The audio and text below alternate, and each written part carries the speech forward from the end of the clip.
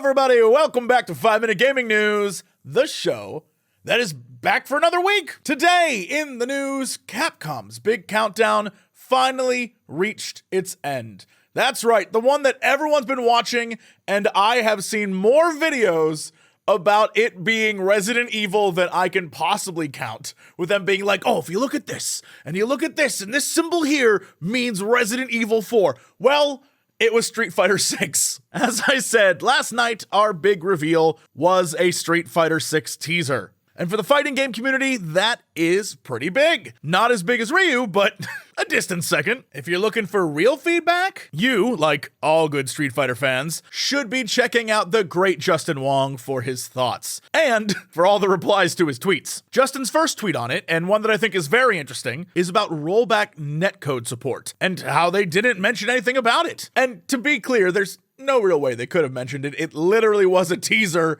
It was a week-long teaser for a trailer.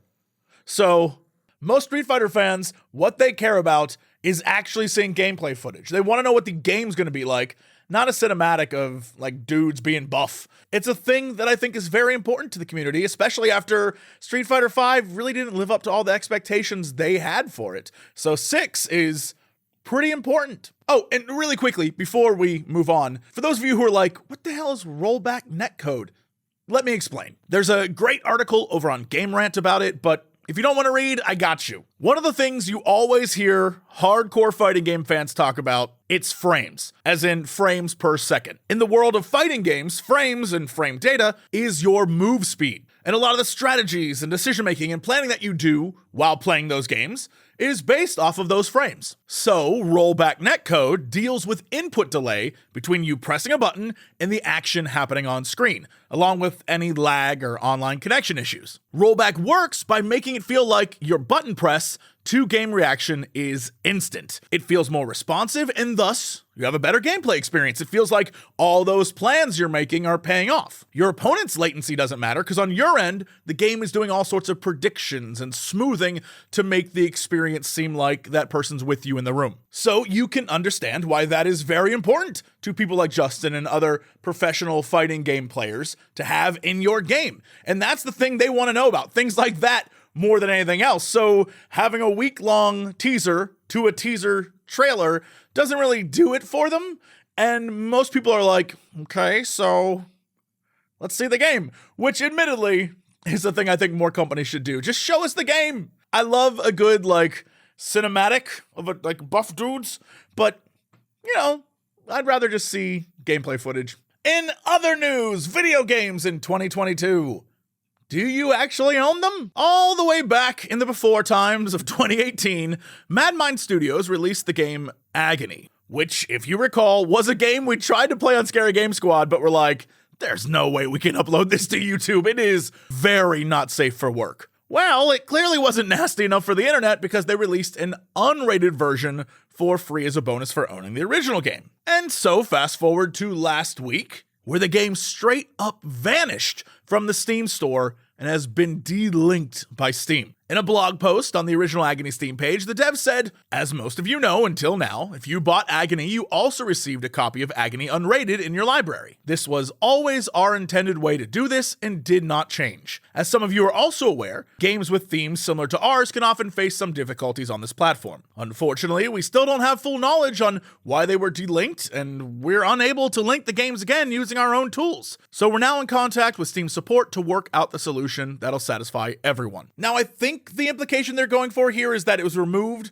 because of the adult themes in the game, but there are games on Steam that are just straight porn, so I don't know about that, which again has led a lot of fans to think maybe it wasn't Steam, maybe it was the devs who removed it, and now they're sort of blaming them, but because the devs don't have a clue, and no one else has a clue, again, this comes back to my main question. If a game disappears, did you ever own it?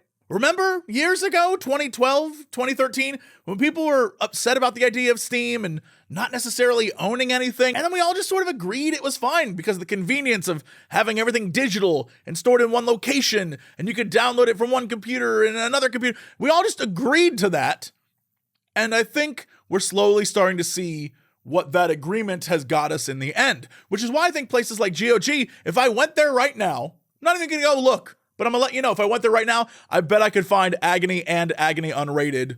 No problem. All I'm saying is we are at this place where owning things doesn't necessarily mean we own them anymore. And more of the things in our life are falling into that category, which if you think about it, is kind of upsetting.